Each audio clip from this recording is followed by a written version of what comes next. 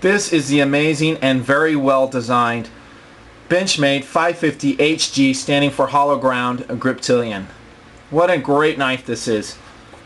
Now, to be honest, initially I wasn't a huge fan of this knife, and it took me years to warm up to it. Not that I had paid it that much close attention, and that's probably the reason I did not have one, is just because that I did not pay it that much attention. I kind of looked at the design and thought that it was a little bit bulky for my needs.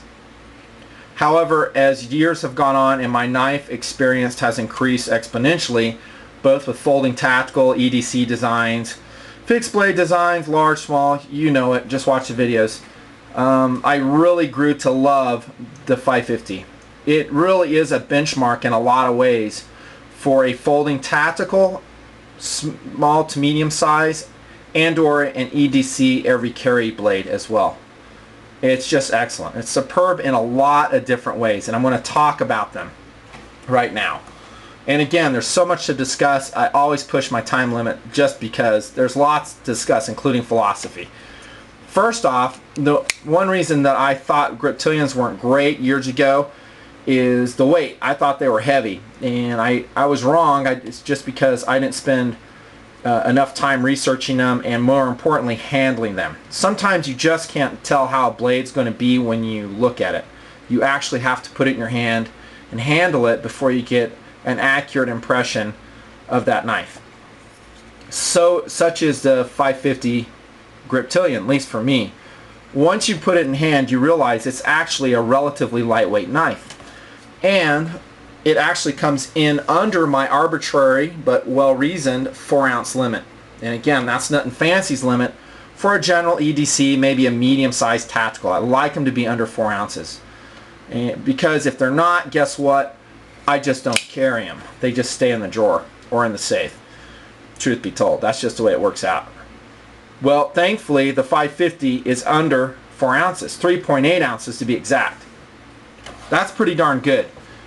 Now, it could be lighter, truth be told, and if you want any reference points for that, just look at the Delica 3, the Endura 3 before they changed it, and that's the kind of weight that this knife could be if it wasn't steel lined. And I know a lot of you guys dig that hey, I want steel liners in my knife, and that's fine. I understand it, and it does not sink this design for me. And you can see the steel liners inside the FRN, fiber reinforced nylon handle, and in some places, if you look carefully, you'll see they are indeed drilled out, i.e. skeletonized to save weight. Those steel handles run most of the length of the handle, terminating right about here. Now, the benefit of the steel handles are they will give more rigidity to the knife in a torsional stress, i.e. side to side on the pivot point. That's an advantage of steel liners. Although I will stick to what I've always said, I really don't think I need steel liners in my EDC knives. I'd much rather have the lighter weight knife. And if this knife weighed in at 2 ounces with this blade, the 154 cm blade of this size, I would be stoked. I would really dig it. But as it is now, the design is fine and it's completely adequate for my purposes. I'm looking something up here, making sure I get it right. So the weight's decent at 3.8 ounces. I dig it. How about the handle? And that's where we're going to go now. The handle, FRN again, and the name kind of says what its claim to fame is, and that is it has a grippy handle, i.e. Griptilian. Now, how does it rate against other offerings? It's pretty good. In fact, it does provide some grip.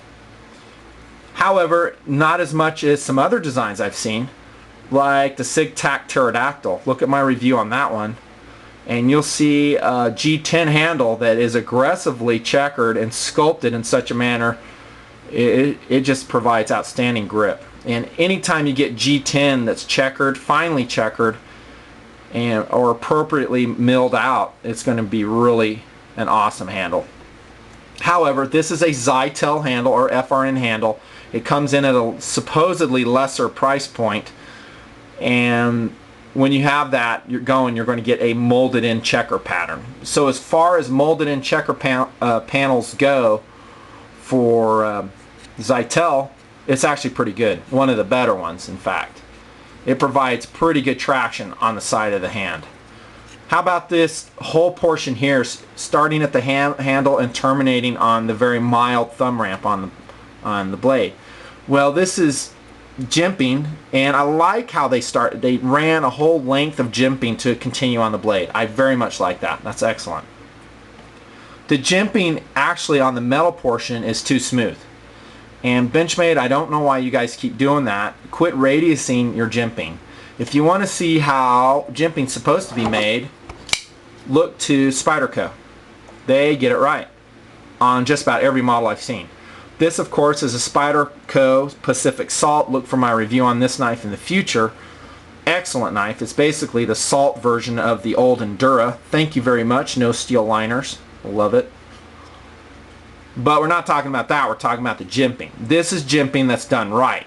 It's sharp. Now, it's not so razor sharp it's going to dig the skin off your thumb, but it certainly is sharp enough where I don't lose traction as I do a thrust cut, maybe even a life-saving defensive thrust cut. Good job, Spyderco. Excellent job. And Benchmade, I wish you would just start copying Spyderco on your jimping. Why they feel like they have to radius it on the top of the spine of the knife is beyond me. It just, if you're going to put jimping on, make it functional. Otherwise, don't put it on, because it's not doing much for us. Now, that being said, again, the jimping on the handle, it's the Zytel that saves it, because that is actually has some relatively sharper points on it. Not that it hurts your hand, but it gives you some traction. The metallic portion or the steel liner portion, which is protruding there, not so much traction on that. Now, how's the ergonomics on the Griptilian? They're excellent. That's my email, not yours, if you're wondering. It's excellent traction. I'm sorry, excellent ergonomics overall. Very comfortable handle. A little bit on the thick side. Truth be told, it is. And by way of reference, let's look at the Kershaw Blur. This one's an SG2 steel, testing out to 64, 66 Rockwell hardness, pretty good. And you can see it's going to be thinner than that Griptilian by a little amount. Those fat checkered panels on the side of the Griptilian do add some width to the handle. So that means that it's not going to be quite as easy to carry, or I shouldn't say not easy, but it's going to take up a little more room in your pocket. Just be advised. Overall, though, very ergonomic, very comfortable to hold. I like the handle on the 550. How about the blade? I love the blade shape. Modified sheep's foot blade, drop point, excellent for both EDC tasks, food preparation tasks included, and also defensive tactical use in an emergency. I love it. I really love the blade shape. Hollow ground in 154 cm steel. Don't need to say much about that steel. There's a lot out there about it. I've talked about it at length in other videos. It's superb. It's a great choice. Mel Pardue design, of course. The logo laser marked into the blade, so very nice. I just love this blade. Now, my version, this version has those vertical striations in the blade. You may like it, you may not. Kind of lends itself to a stone-washed appearance.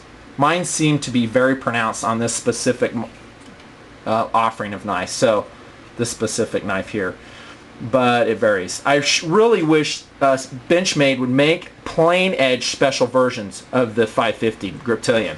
If you look on their website, they do have some very cool versions. Olive drab, black blade, multicam, black, special, but guess what? They're all combo edges, and I'll never get one. I don't like them. I like the plain edge, especially when I'm talking about a blade just over 3 inches long like this one. Let's talk about the deployment.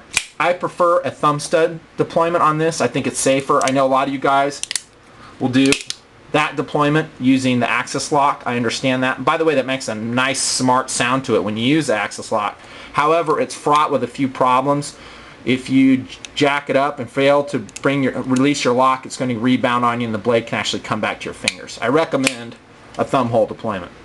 Now, I know you guys are good at it. Do it however you want. That's just how I do it. Pocket clip is standard Benchmade. Wish it was higher. That's a broken record. But nice. It's blackened. For 3.8 ounces, it's an outstanding knife. A little bit on the pricey side, but it stands as a benchmark for all folding tactical designs and EDCs. Nutnfancy, thanks.